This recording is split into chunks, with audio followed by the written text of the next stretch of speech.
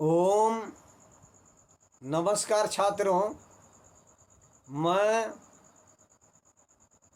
चौरसिया सुरेंद्र गुरुजी Bihar board के बच्चों के लिए संस्कृत का एक सारांश सुना रहा हूँ। पाठ का नाम है भीष्म प्रतिज्ञा। संस्कृत सेकंड का ये सारांश है। उस पाठ में एक राजा है, राजा का नाम है शांतनु। शांतनु को एक पुत्र है, उसका नाम है देवव्रत। देवव्रत बड़ा संतान है। राजा शिकार खेलने के शौकीन थे। एक समय की बात है कि राजा शिकार खेलने के लिए यमुना नदी के किनारे जो जंगल था वहाँ गए थे। शिकार खेलने के समय में वे घूम रहे थे।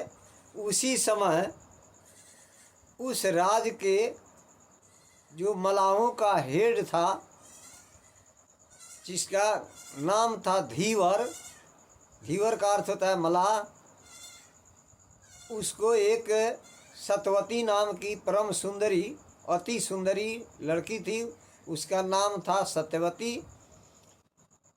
राजा शांतनु उस सत्यवती को देखे टहलते हुए, वह अपने सुंदरता को सजाकर शरीर में कुछ सुगंधित चीज़ लगाकर पूरे जंगल के तरफ सुगंध बिखेर रही थी।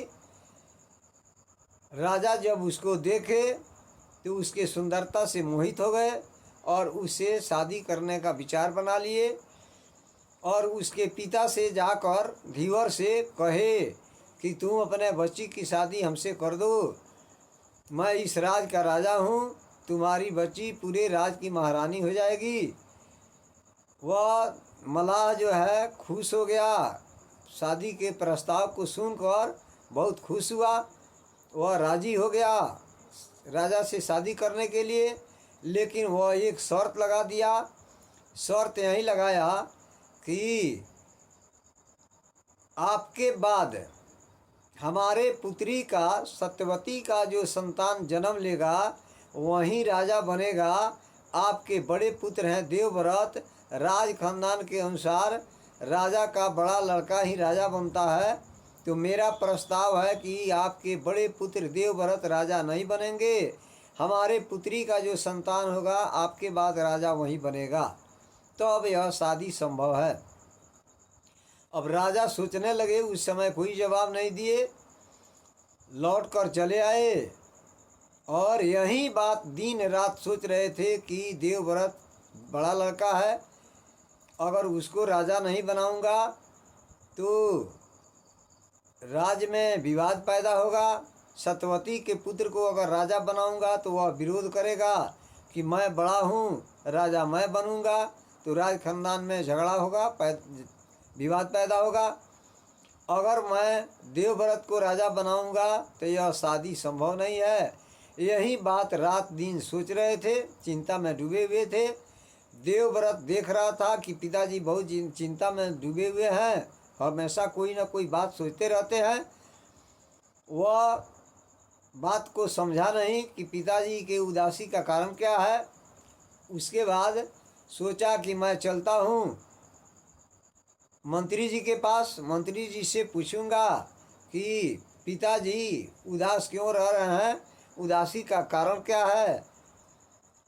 वह मंत्री के पास गया, मंत्री से कहा कि मंत्री जी ये आप बताइए कि पिताजी राजा हैं, किसी चीज़ की कमी नहीं है,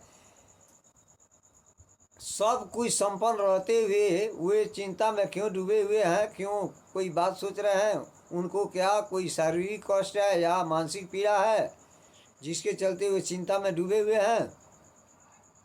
अब उसके बाद मंत्री कहे कि नहीं, चिंता का कारण आप हैं, आपके पिताजी क्यों चिंतित रह रहे हैं उस चिंता का कारण आप हैं, आपके चलते हुए चिंता में डूबे हुए हैं। यह सुनकर आश्चर्य किया कि मेरे चलते पिताजी क्यों उदास रह रहे हैं, उदासी का कारण मैं कैसे हूँ। कहा कि स्पष्ट रूप से बताइए, मैं समझ नहीं रहा हूँ। वहीं मंत्री फिर वही बात दोहराए कि एक समय की बात है कि आपके पिताजी जंगल में शिकार खेलने गए थे यमुना नदी के किनारे। वहाँ मलाह की लड़की सत्यवती अति सुंदरी थी। वह सुगंधित चीज़ को लगा करके सुंदरता को सजा कर जंगल में घूम रही थी। उसको देखे तो उसके साथ शादी करने का मन बना लिए और उसके पिता से जाकर कहे भी तो वह एक शर्त लगा दिया है कि मेरे पुत्री का जो संतान होगा वही राजा बनेगा। आपके बड़े पुत्र देवव्रत हैं, राजा वो नहीं बनेंगे। अब यही बात वो दिन रात सोच रहे हैं कि अगर मैं देवव्रत को राजा बनाऊंगा तो शादी संभव नहीं है, अगर शादी कर लूँगा तो देवव्रत झगड़ा करेगा कि मैं राजा बनूंगा। यही उनके उदासी का कारण है। देवव्रत जब ये बात सुना तो वह कहा कि ये कोई भारी समस्या नहीं है, अभी मैं चलता हूँ, इस समस्या का निदान करूँगा। पिताजी के हर समस्या के निदान के लिए मैं तैयार हूँ। वह मलाह के पास पहुँचा। मलाह नदी के किनारे, यमुना नदी के किनारे बैठा था। पानी बह रहा था, उधर ही देख रहा था पानी की तरफ। देवव्रत वहाँ पहुँचा तो मलाह उसको देख कर आश्चर्यचकित हो गया कि ये जरूर कोई राजकुमार सोच सकता है, सुंदर चेहरा है। वह पहचाना नहीं कि है कौन। परिचय पूछा कि आप कौन हैं, आप अपना परिचय बताइए और यहाँ आने का कारण बताइए। तो वह बताया कि मैं महाराज शांतनु का पुत्र हूँ, मेरा नाम देवव्रत है, मैं आपके पास एक समस्या लेकर आया हूँ। आने का कारण यही है कि आपको सत्यवती नाम की कोई परम सुंदरी बच्ची है, लड़की है, उससे हमारे पिताजी शादी करना चाहते हैं और आपसे आकर शायद बात भी किए हैं। आप शर्त लगा दिए हैं कि हमारी पुत्री का संतान जो जन्म लेगा वही राजा बनेगा, देवव्रत राजा नहीं बनेंगे। यही बात वो सोच रहे हैं, दिन रात चिंता में डूबे हुए हैं। तो आप अपने बच्ची की शादी मेरे पिताजी से कर दीजिए, मैं राजा नहीं बनूंगा। मलाह कहा कि ठीक है, आपके बात पर हमको विश्वास है, लेकिन ये बताइए कि आपकी शादी जब होगी, आपको एक संतान होगा, आपको राजपाट जब नहीं देंगे आपके पिताजी, हमारे सत्यवती के पुत्र को राजपाट देंगे, राजा बनाएंगे, तो आपका बेटा विरोध करेगा, तब उस समय क्या होगा। तब देवव्रत कहा कि ठीक है, आपको इस पर भी अगर शक संदेह है तो मैं उसका निदान अभी कर रहा हूँ। मैं प्रतिज्ञा करता हूँ सबके सामने कि मैं कभी भी शादी नहीं करूँगा, आजीवन मैं अविवाहित रहूँगा, मैं शादी नहीं करूँगा। अविवाहित रहते हुए भी मुझे इस दुनिया में मुक्ति मिल जाएगी, आपका विरोध करने वाला कोई नहीं मिलेगा।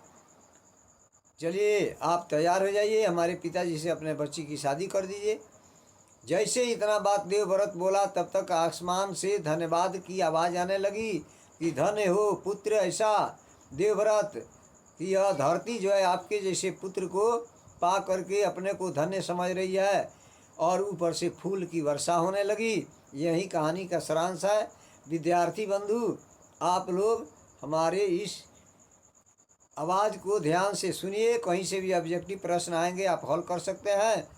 मैं आप लोगों का सहयोग कर रहा हूं, इसलिए मैं आप लोगों से निवेदन कर रहा हूं कि इस चैनल को आप लोग सब्सक्राइब जरूर कीजिएगा, लाइक ज़रूर कीजिएगा और कमेंट में ज़रूर लिखिएगा कि आपको इससे कितना लाभ मिला।